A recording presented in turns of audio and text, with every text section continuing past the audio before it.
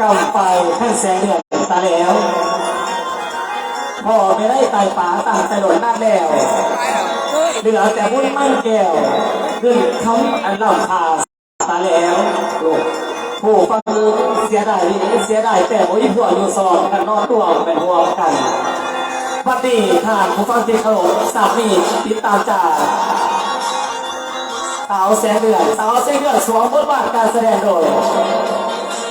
นางเอกหนุ่มสาวเสียงมหัศจรรย์สาวสมจันทร์บุญสวมสวมบทบาทบนม้วนกันผู้ขา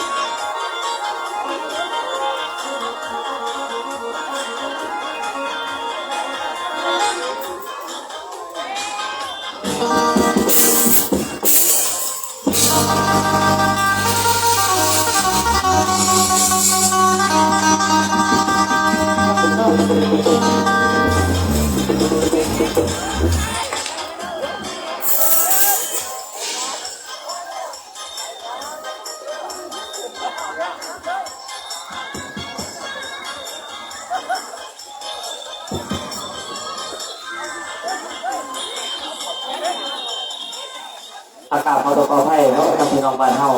หลังจากบ้านสายกีตาร์ลุ้นดีโอ้ยเราพอตกไพ่ทำพี่น้องเนาะ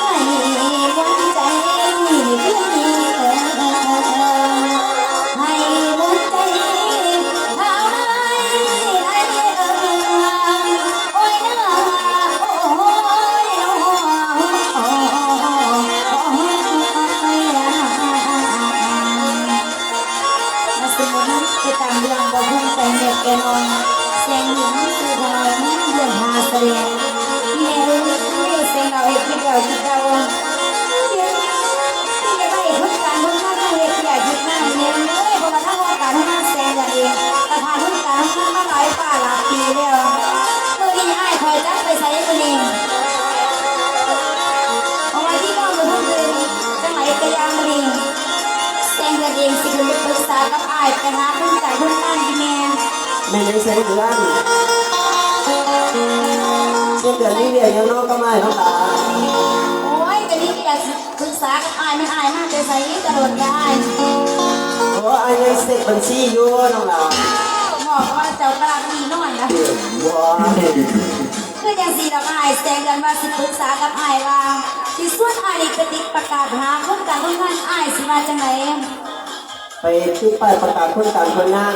ไอ้คิดว่าก็ดีคือการเล่นน้องเราพอห้องเจ้าห้องงานเขากับหลังปักใจแต่ว่าคนต่างคนงานของนี่ในสายทั้งสิ้นได้น้องเราท่านมาสั่งน้องว่าเขาไปติดประกาศหาประกาศคนต่างคนงานหน่อยเนาะเล่นเนี่ยไอ้ทนายจะเล่นสวยแล้วก็ไปติดประกาศ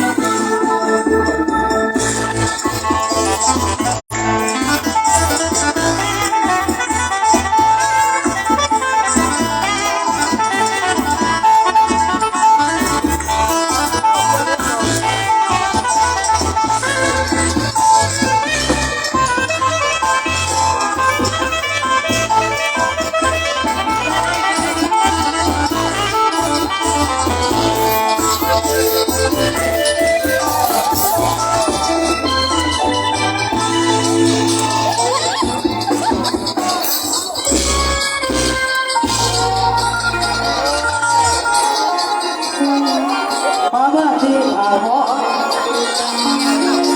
ฟ้าคนนั้นจางหาเย็นเพราะใส่จางเพราะได้ไหลสิได้หน่อยบอกเลยใจเราตั้งใจโอ้ยย้อนฟ้าจิตยาใจเมื่อลอยใจเต้นเหมือนฟ้าเสียเวลาได้เห็นตาสิคุณลาเอิญตาหันมาอยู่นั่งคุณตาพันปานอยู่นั่งคุณคุณเขาจังได้หัวตาไม่เดินทำยังไงบ้างทำขาดใจทั้งตัวเปลี่ยนเครื่องเสียงสองอ่ะ ไม่ได้รอแค่นาผู้พอนะครับโอ้โอ้โอ้โอ้โอ้ยน้อโอ้ยอาโอ้โอ้โอ้โอ้โอ้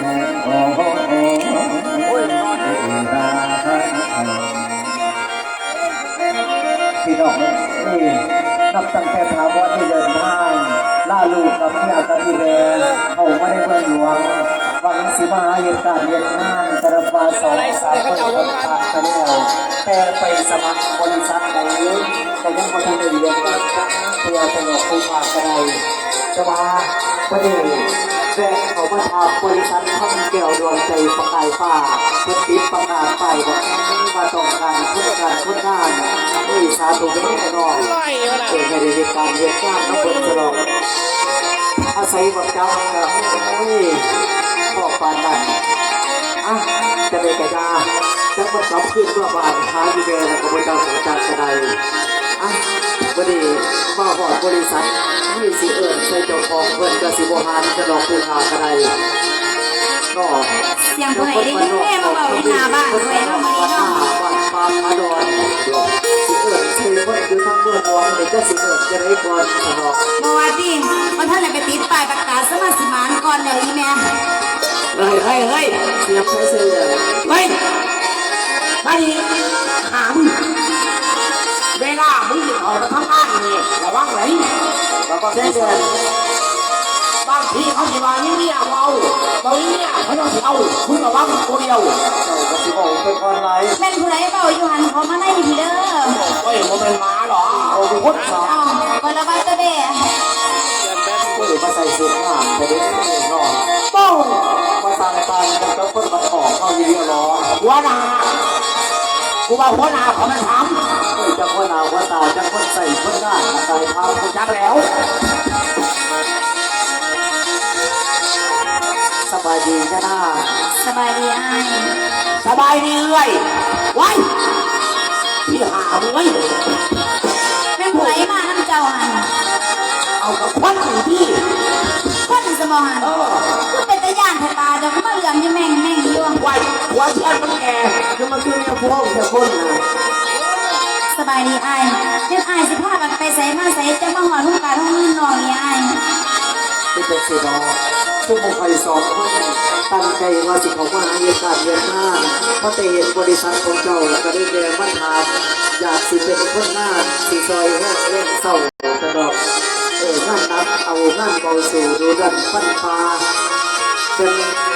งานนับเยียดนาหรือแนวใดขันอาสาสีซอยเจ้าเล่นเศร้าดูสุดแนวสตัว แสดงว่าอ้ายสองคนนี้มาสมัครการสมัครงาน อยากสิมาเห็นการเรียนหน้ากระดอก สองคนพวกไปอยู่บ้านนอกบ่มีเรียกเฮ็ดงานน้ำเนี่ย กระเซยอยู่แล้วสิบอกเพิ่นเบิดหลายไอ้เพิ่นเนี่ยบอกไม่มาแต่ใส่เพิ่นก็บ่ได้ถาม จังแล้ว คือสีดอกอ้ายถ้าห้องการห้องงานน้องเองก็อยังเอาเพิ่นมาเป็นห้องการห้องงานอยู่ งาน เพราะว่าถ้าห้องการห้องงานน้องนี่ทับอะไรคนสดๆได้อ้ายไผไม่รู้ไหมเนี่ยเพิ่นหน่วยครับเอาถ้าอ้ายมีเมียแล้วเอาไปหาตรงไหนได้เด้อทางนี้ก็เอาเพิ่นมีเมียแล้วว่าจังไหนอ้าย ที่เป็นสิดอกจะน่าสุบุกไปสองคนนี้กับบ่ทันมีลูกที่นี่เอาน้ำเขาจะเพื่อสนองโอ้ยพอตัวตัว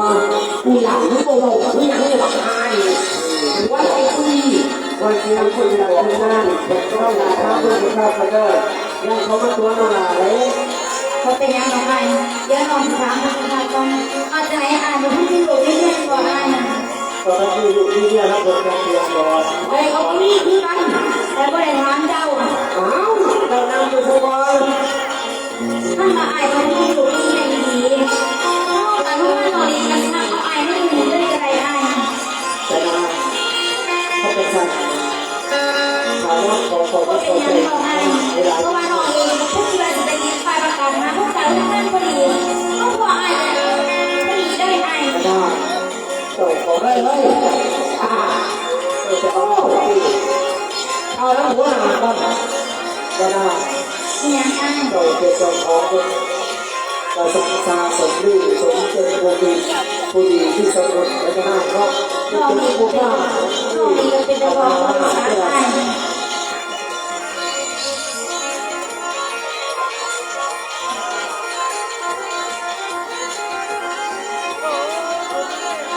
ไอ้น้องถามยังไงที่เขาเจ้าเป็นคนที่ถามเจ้าชื่อจะว่าจังไหน สูญเสียเรื่องนั้นก็คือว่าเขาก็จะโดน ไอ้เราอ่ะ เดี๋ยวไปบังคับไปนี่ อย่าง ซื้อ เดี๋ยวบังคับ ซื้อครับ พวกเจ้าไม่ตายที่รู้จักชื่อตัวเอง เอาที่ไปที่ถือบังคับ ไว้หนังนาเลยชื่อตัวจัก จะได้หาได้ที่ต้องเอาความถามมันจะได้มีการมีงานอะไรอยู่ในบ้านนี่ หลาย งานสีแดงจะมีหรอ นี่เบิร์ด สีนี้ก็มีหรอ นี่เบิร์ดไม่ว่า บริษัทไม่ถือทราบเขา ผมเป็นยังบอกได้ คนประเทศเสนอเขาว่าน้ำ ไอ้ อ้ตัวลูกมาสิเป็นลูกกันลูกน้องมันว่าไอ้ถ้าตัวลูกเดียวน้องมาสิพาไปเอากินน้ำตื่นจะเศร้าเดี๋ยวเสียเดียวหน่อยเนาะ ขอใจไปนั่งไหนไปหาพักผ่อนยืนไปสิเลิกงานตัวไอ้ไอ้มาว่าดูถามว่าของไทยพี่บอกพี่ถามถ้าผัวจะรอ แม่อะไรไอ้สนองไอ้แม่น้องเองว่าถ้าลูกมีผัวน้องเราจะเพื่อน คือพอผัวมาหน้าจะรอ บ่เราไม่มีผัวหรอกไอ้ โอ้พี่จะขอโทษไม่จะหน้าเด้อ บ่เป็นยังเนาะอาจารย์มาว่าไปกินข้าวกินน้ำอะไรเนาะ ไปอาจารย์มาไปตีอาจารย์คุณ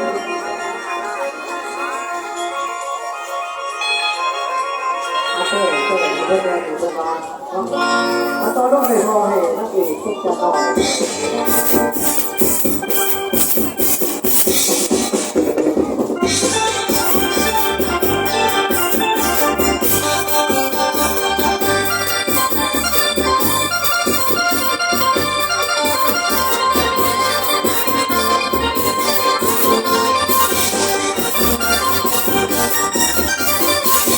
ขอร้องให้บ่มันหลายกระโดดขอทำเมาทั้งแลว่าเอ้ยบ่เห็นแก้มแดงเอาไว้อ่อนมาให้ตอนนี้กันเย็นน้องย่านคนเห็นลองเรียกมาให้ว่าเรียกยังเสือกระไรน้องขอที่ไปเรียกก็ร้องได้บ่ให้หอมก็เดียวบ่เดียวดอกหัวเพลงเอาไว้ในหลังกินข้าวแรงหอมสีแดงสีแดงสีเบิ่งเสียที่เอียงสีผู้อันนี้เอาเองบ่เบิ่งกลางเย็นน้องยังบ่แก้มเบิ่งเบิ่งตาคอยต่อรองห้องร้องห้องไม่ยังทำเรียกหลายน้องนี่ขอดำโอ้ทำหัวหัวเพลงเต้าสีแดงสีก็ขอที่คือเป็นตอนแดงหัวเอ้ยหัวแก้มแดงแดงเอาไว้ตอนแดงเด้อผู้หัวของงามเขียนได้ได้บ่น้องขอว่าเป็นตอนเดียวสัญญาว่าจะบ่เดียวเอาไว้ตอนเดียวเด้อขอทำผู้หัวกันเด้อให้อายผู้เอาทำอยากสิหอมเจ้าแล้วตอนทำก็ทำก็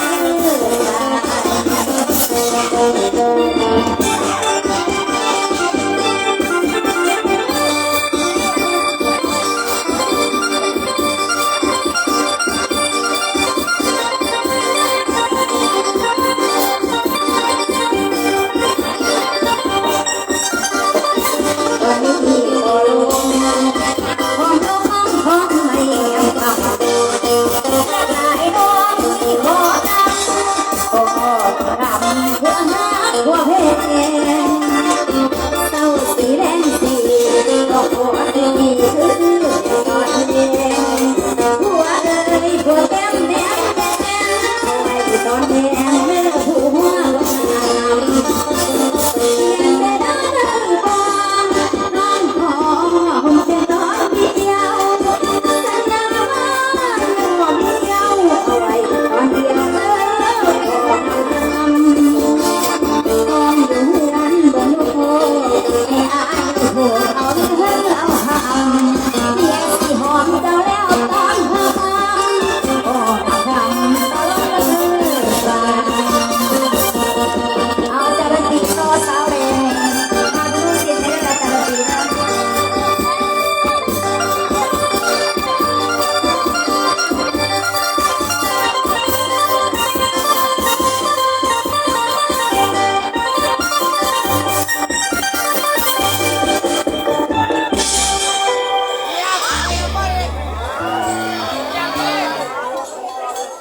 อันนมหน้าด้านดาวอาจารย์ครับมาก็ดี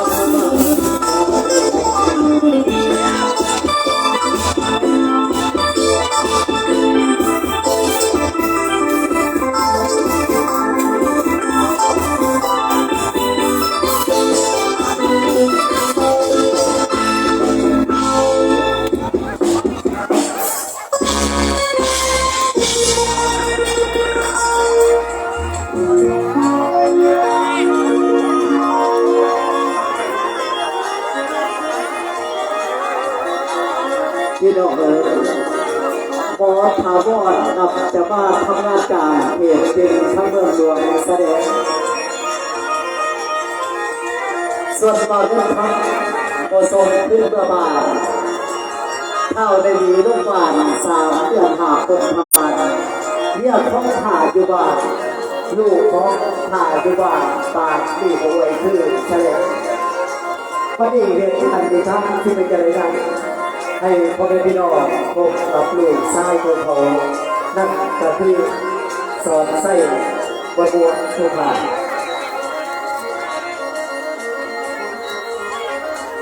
และแม่เอ้ยแม่น้าไหลเลือดเดี่ยวเดีเจ้าโอ้ยแม่เอ้ยแม่น้าไหลเลือดเดี่เจ้าพอต้องเขาได้ไก่อะไรไก่โอ้ยนี่น้องอันข่าวข้าวกับโอ้โหไปทางจะออกไปอยู่ใส่สงสารเด้สงสารเด้เราได้ขาดใจผู้เล่าหาไก่ดีดูพ่อคอยทั้งดาที่เต่าซื้อมาบ้านพอเราหาในใจหน่อยตัวใส่เลยนะตาเวทีนู้นด้านตาพ่อบอกถือโน้ตาบ้าน้าเมื่อกอดตาบ้า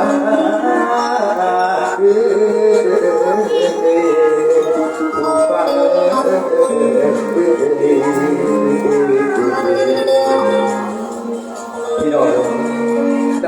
หัวของตอนที่ออกจากบ้านไหลเหนื่อยไหลพวกพวกเราตลอดแม่มันด่าในตัวจริงฉันทำห่วงหาจะไปอยู่จะไหนพวกของพวกเรากระดาษบอกมาหากได้ก็ได้ให้พวกเรากลับขึ้นมาแต่เดี๋ยวนี้ชาวพ่อกับพ่อผู้คนอยู่ตรงชาวเขาเรื่องกับวัตถุแต่ไม่มีใหญ่แค่เอาเป็นจะไหนที่เป็นกระเจี๊ยบที่บนอ่อนเดียที่น้องเกี่ยจะไหนไม่มีชื่อว่าชื่อยังเก่าเป็น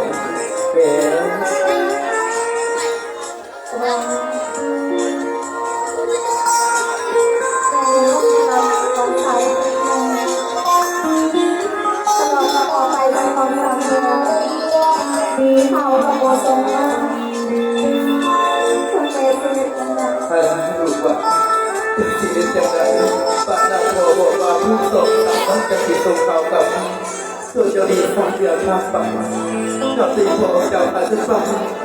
จะว่าเป็นตายไม่ดีจังไหน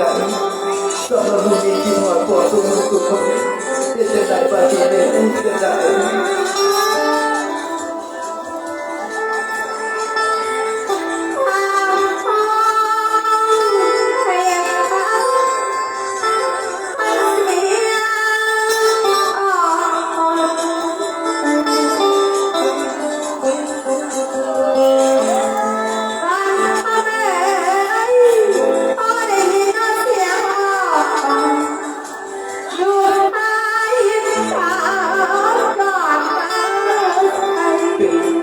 คือว่าพอสิริวัวเราจะ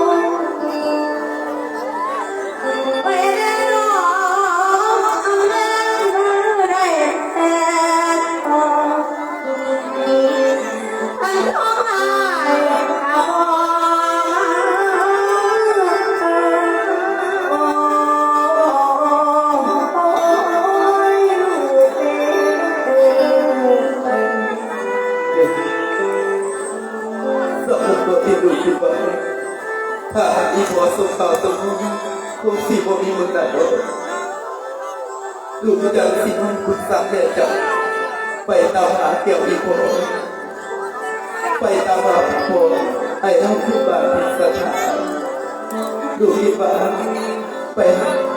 เบากับอย่างไปตามหลังจากไปตามหาหัวบางที่หัวกับที่มาบนจานเนี่ยแต่ว่าแม่กับทุกที่เราต้องสั่งตลอด4 เดือนแล้ว3-4 เดือนแล้วหัวแต่หัวเรียนเราไม่จะเป็น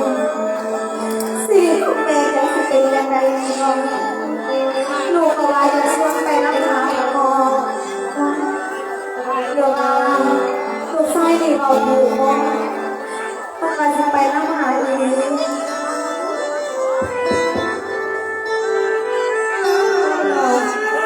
ทำแสดงเรื่องเพลินไปทุกอย่างแต่ดี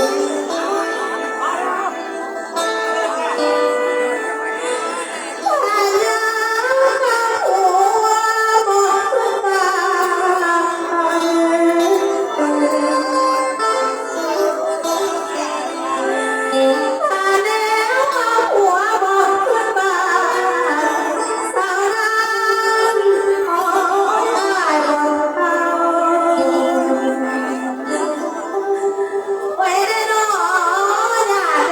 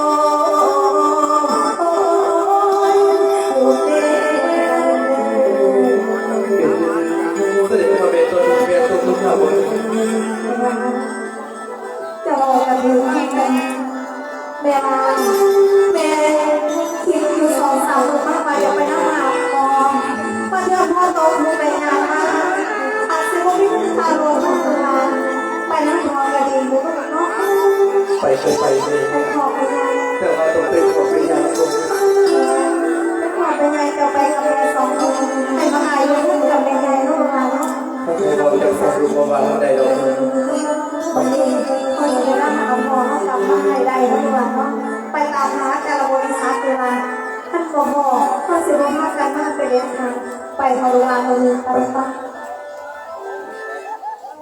ปากบัวเช็คที่บุญใจดีก็เป็นที่สาวนาหรือที่บาร์มาที่ดีกัน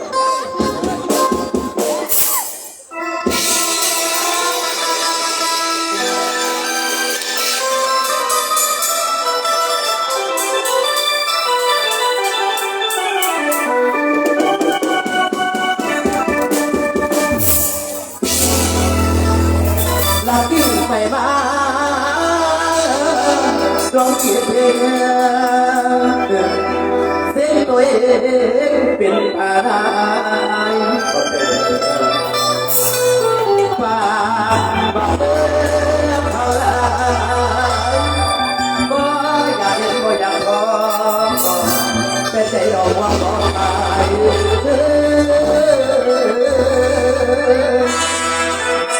แลกกันเอาลายก็เขาหลอกมาเขารู้แต่ในวังเขาคิดว่าเศร้าได้น้องผู้มา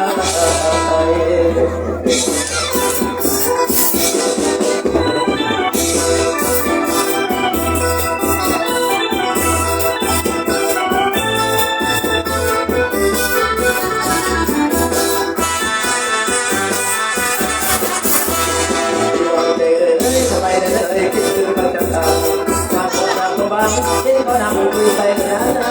พาพิตาบอกภาษาไม่ลืมมาไปนั่งโต๊ะเขาทำคนแม่แต่วันนี้ต้องเติมปฏิเสธเรื่องทางผู้หญิงไม่ดีแต่เราต้องรักปัดปัดเรื่องเขาเรื่องเข้าตาเรื่องกายรักคิดไปรักไปได้ดี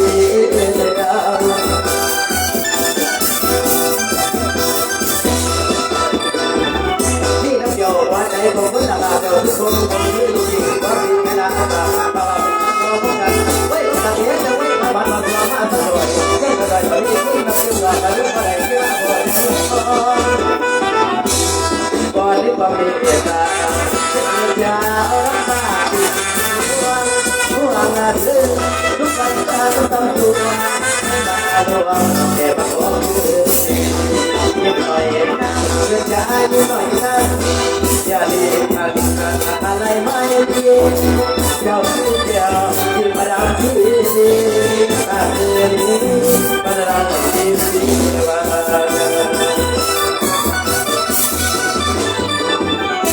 ตะบันละมาหอยมาอ่อนตะบันละมาหอยมาอ่อนก็ว่าไม่บอกบัวจะเจ้าไอ้บอกดีก็มันยังบอกวันหลังจะไม่เป็นแก่คิดมาแน่ไอ้ว่าบนว่าเป็นยังไงทำให้เราปวดเจ้าอะไรแต่ถ้าหัวใจคิดเรื่องนอนคิดเรื่องนอน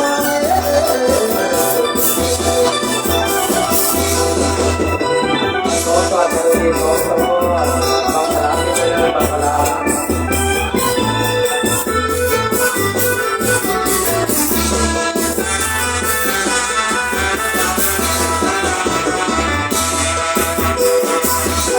สองตัวแล้วกันเด้อวันต้องการพี่น้องกระโดดแดงจากเขาเล่าอาจารย์เลยเนาะวันที่นั่งงานต้องเจ้าโดเกตบางไทยภาพพี่น้องพี่น้องบ้านในบางพลังแล้วกันเด้อของส่วนนี้ดีใจที่พี่น้องก็ไม่ได้ถือบ้านอะไรกันพี่น้องบางวันบางเดือนเราก็รับดีใจนะชายประเทศ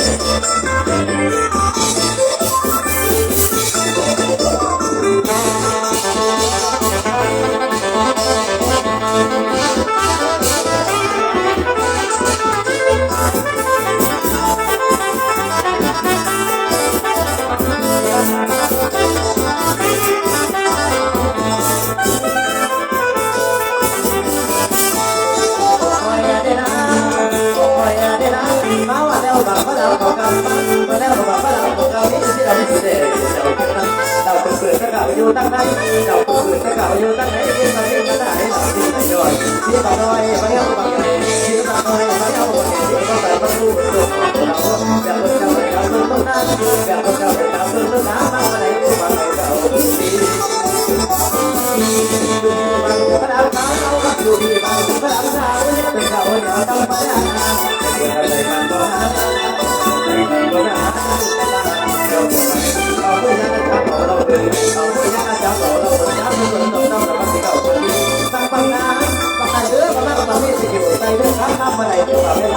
มาเดินรอคือบังฝรั่งไปมาเดินนาคือบังฝรั่งไปที่ทางบังเขาไปที่ทางบังเขาไปแต่ไม่ได้ที่แล้วแต่ไม่ได้ที่แล้วคนจะได้ไม่ได้เราคนจะได้ไม่ได้เราแนวเราเกิดมาจากการที่มันต่างกันเราควรที่จะมาโดนตลาดควรที่จะมาโดนตลาดที่หาด้วยเราทำได้ที่ใครที่ใครเดี๋ยวเราที่ใครที่ใครเดี๋ยวเราจะต้องมาจะมาเราสบายดีบ้างเราสบายดีบ้างเราเรื่องอะไรเราจะพูดที่เราจะคิดเราพูดเรา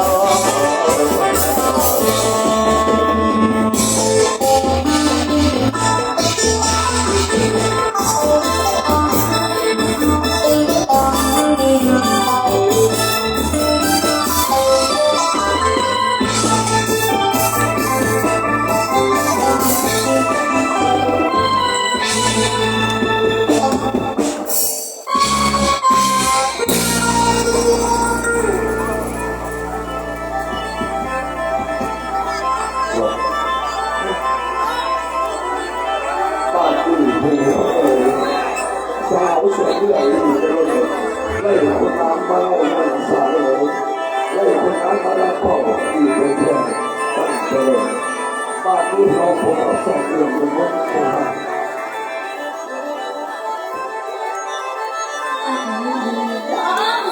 เกิดความลำบากบอกมาเรื่องติดต่อลงต้องไปไทยเป็นจังไหนแล้วในใหญ่สลายดูบ่โอ้ทุกคนการสนใจวัดสิเกิดสากลไว้เรื่องการซื้อเด็กแก่ไฟขอน้ำเอามาแทนเด็กแก่การให้พี่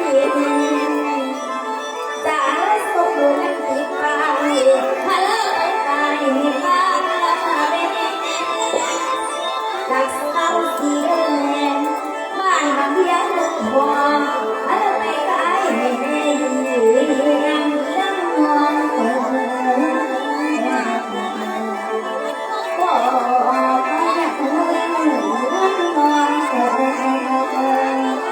มองไปยังไปเด้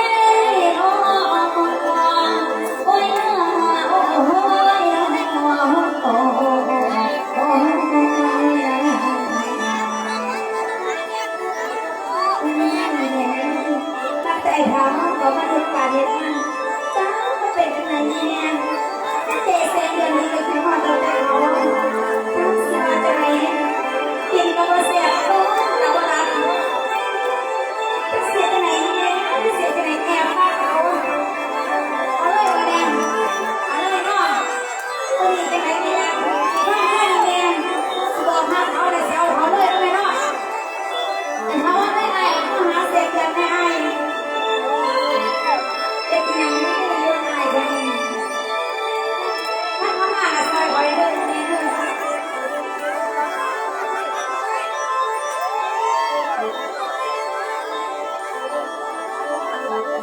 ถ้าเกิดว่ามหาลัยไปเจอช่วงไม่ใช่ไม่บ้านมันก็ได้เมื่อสั่งถูกใจเขาก็ไปเลย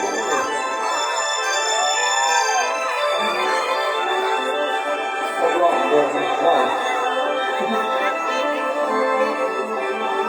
ไม่ได้จะเกิดการเจอต่อทางที่เรียนก็นี้ให้เจ้าใช้หน้ากากเรา5 ปีก็นี่เท่าไหร่สิใส่โอตอบเกียรติโอตอบเกียรติใจทั้งอ่านพิสดารนี่ยังให้เจ้าเบานี่ยังให้เจ้าตาผ่านขอดอกสีฟักเกิดขนาดสิใส่อีสันอ่านไปเลยเกิดจะเศร้าเออ บอกกันให้มันเด็กก็ว่ามันยังก็ไม่อยากจะใส่อีกไงแต่ว่าไอ้ก็ตัวเองสิ่งเรื่องว่าใครจะมอง ที่ยังอีสันเขาบอกว่าเราต้องเกรงอกเกรงใจรอ ไม่เรื่องมันนี่ผู้หญิงคนหนึ่งเขาแอบทักอายจะร้องไห้ ที่ผู้หญิงแอบทักอ้าย เนี่ย ไอ้ผู้ใดว่า ภาษาจีนคนทางเขาเขาเสร็จหรอเขาบอกอะไร จะเป็นผู้บ่าวเนาะมันต้องมีผู้สาวทำตัวอย่างนี้เนาะ จะเพื่อนที่ตัวแสบตัวสาวกับตาตัวผู้ใดก็ที่ไอ้ฟังคนที่หลัง นี่ละพี่เอ้ยพี่ลาดเท้าเส้นเลือดกดใจดำไม่บ่ยอมมาทำน้ำเดือดบ่อยากเดินถ้าว่าเลยความมาเขาต้องเคยใส่ยังโลแห่บ่หาต่อผู้หญิง ผมกล่าวว่าได้คนบอกเลยก็เพียงได้นอน ข้าวปลาดีไม่รู้จักว่าเขาหักคนเดียวเนี่ยแต่ยืนโตแข็งทีนี้สีบอยบ้า ตัวมะข้าวสี ไอ้เพื่อนกินมะนาวสีอะไร ก็เรียกว่าสีเพื่อนกินมะข้าวสีก็คือว่าก็ แต่ยืนโตแข็งทีนี้สีบอยบ้าของดีมากหาผู้สาวมีบุญมาตัวปวดทับต้องที่นอน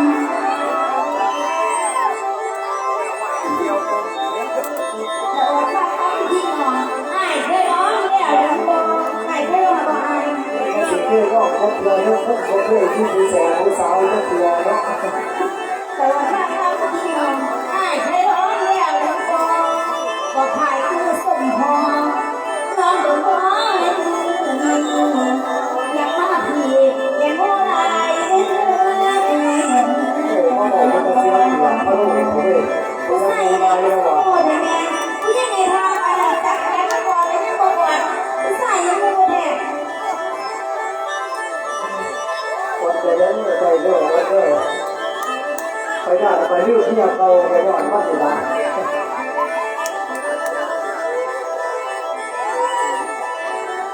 แสงเดือน อย่างนั้น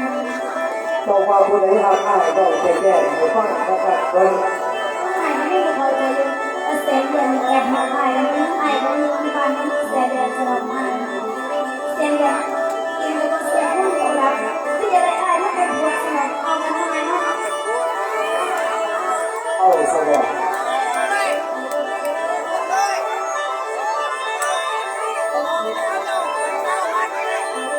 ก็จะเอาได้หน่อยแสงเดือน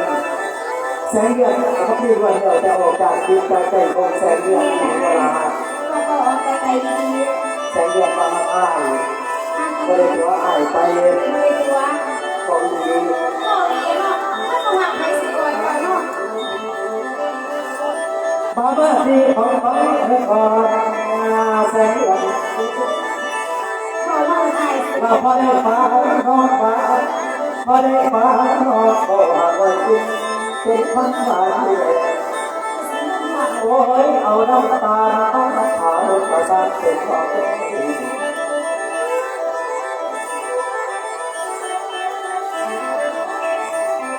โอ้ยพี่น้องลาบ้านเห็นสาวคงดีมาชาพันต้นที่ด้านใดด้านแต่ว่าได้ไปซื้อมันดอกลูกบ้านว่าสินค้าเดินเพิ่นผ่านสินค้าเดินเพิ่นผ่านดูเพิ่นซอยเขาเลยโอ้ยมาบ้านเขาบ้านหัวใจอันเกิดไปก่อน มาที่ไหนเราว่าเราทำ ได้นะทำไม่ทันสาวแสนเดือนต้องข้างตาทั้งสาวต่อพี่ เวรน้องมาตั้งดีที่ถามน้องสิขอให้ขอสอนเสียงขอบทำไมลาดาเลยนาเพื่อที่ไหนไว้รับขอมาให้ฟัง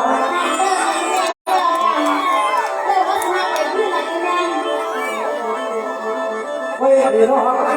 รับขอมาให้ใกล้กับให้แม่แสนเดือนที่แม่ เอาไปทอดก่อนเอาไปกินทอดก่อน ไว้ที่ร้อนให้หัวใจฟ้าถึงคำแดงบอก ที่ดีสบาย มาในหัวใจมันเป็นแก้วในหัวใจมันเป็นแก้ว